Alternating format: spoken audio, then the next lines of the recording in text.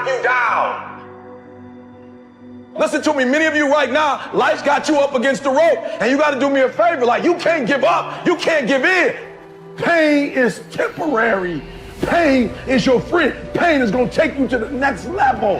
When you going through pain, I know what you're feeling. I know exactly, because I've been there. I've done that. But you got to work through it.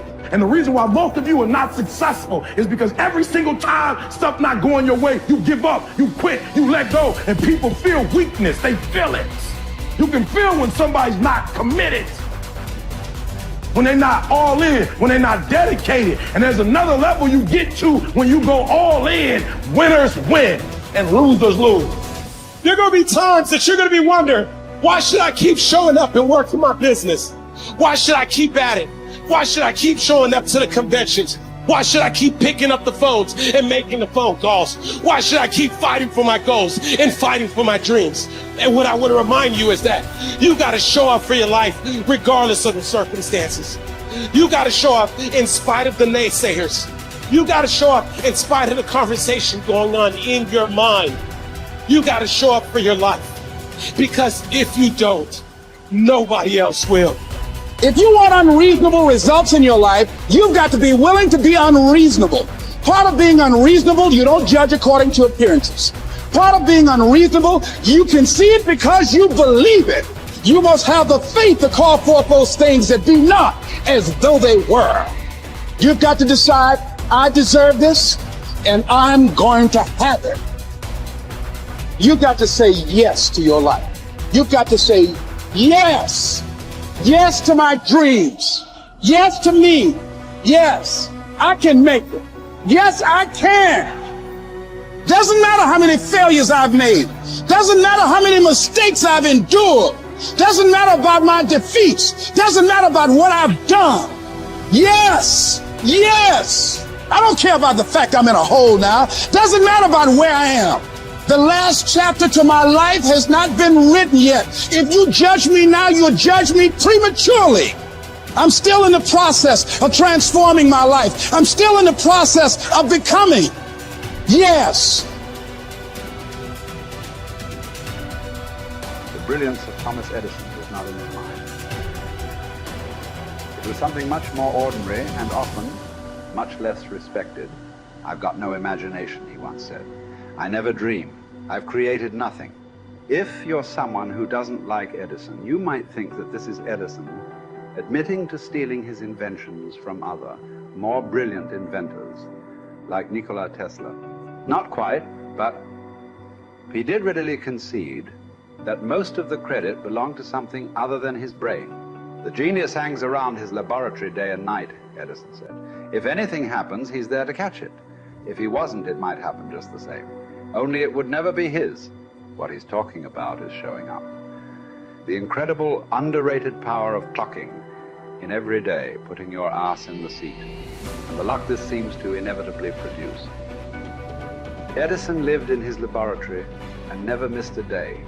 Like Gehrig, even when he was sick, when he was tired, or when visited by tragedy or disaster. The modern conveniences we can trace to his lab then owe far more to his body than his brain, to the compounding power of consistency rather than sheer brilliance. It wasn't about inspiration. It was about getting to work, show up and try. Get on the treadmill, pick up the violin, script out some sequence, reach out to some clients, read some reports, lift a couple weights, jog 1 mile, cross one thing off the to-do list, chase down a lead. It doesn't matter what it is.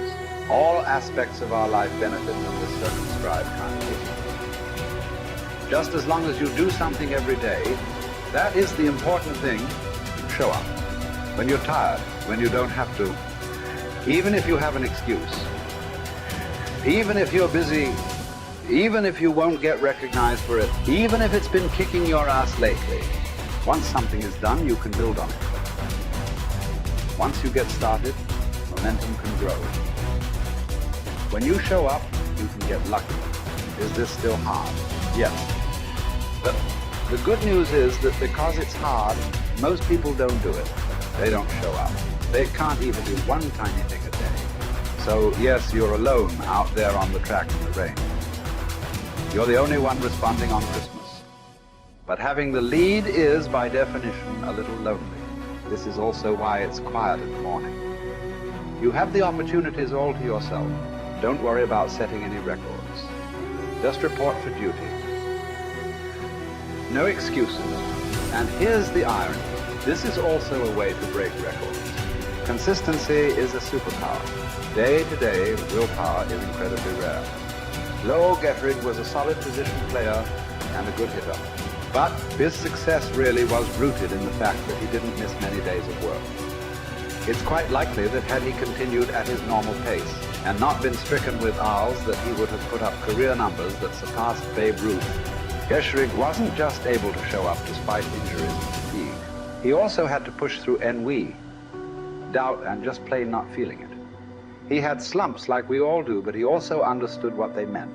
As a minor leaguer, he had struggled at the plate and thought about quitting. The Yankees' owner sent down a scout to walk Gehrig through the very basic math of a batting average.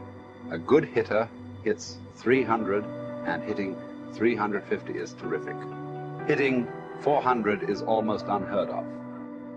What does that translate to? Missing on 6 tries out of 10. A hitter can also go days, weeks without touching the ball. That's what the scout told him. The most important thing a young ball player can learn is that he can't be good every day. You don't have to always be amazing. You do always have to show up. What matters is sticking around for the next at-bat. The ability to do that, coupled with the ability to endure what John Steinbeck called dogly days while writing East of Eden. Those days when everything seems out of whack, when you're just not feeling it, when the distractions won't stop, is the first step to greatness. Literally. You cannot be great without the self-discipline to do that. One thing a day adds up. Each day adds up. But the numbers are only interesting if they accumulate in large quantities. You guys that are just getting started, you're not going to start right here. You're going to start down there, probably in another city, another town. I grew up in Lake Charles, Louisiana, no money, raised by a single mother. I was in debt at 25 years old. First thing that I had to do in my life was not learn a new skill. First thing I had to do to get my life moving in the right direction was self-development. It is vital. It was vital for me that I improved myself and I could start depending upon me. I had to show up every day with some rituals, some disciplines, and start getting myself to trust me, not trust others, but trust myself to do the right thing every day. One of the things that I started doing was beating the sun up every morning. I'm going to beat that sun up every morning so that I have the discipline and the control over my life. So I knew, hey, before that thing pops, I'm going to pop. I'm going to get out of bed, depend on myself, get up at the same time every day. And for me, that time, regardless of where I was beat that sun up. No matter where I am, I'm going to beat that thing up. So it gives me a sense of control over my own life. Second thing,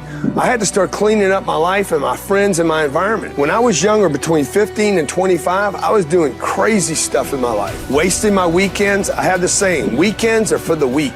I was drinking, fooling around with a bunch of bad things, bad people. At 25 years old, I cleaned it all up. Quit going to those places. Quit hanging out with people that did not have ethics and discipline in their life. I wanted to build something in my life. I wanted to become someone. And to do that, to become someone in the eyes of the world, just beating that sun up every morning gives me the sense of accomplishment that I did what I said I was going to do, that I woke up when I said I would wake up, and I start building respect for myself, start believing in myself so that I can go out into the world. And maybe today when I go into this meeting that I'm dressed for, they'll believe in me as much as I believe in me, and that'll show up in a contract, a deal, maybe even some money.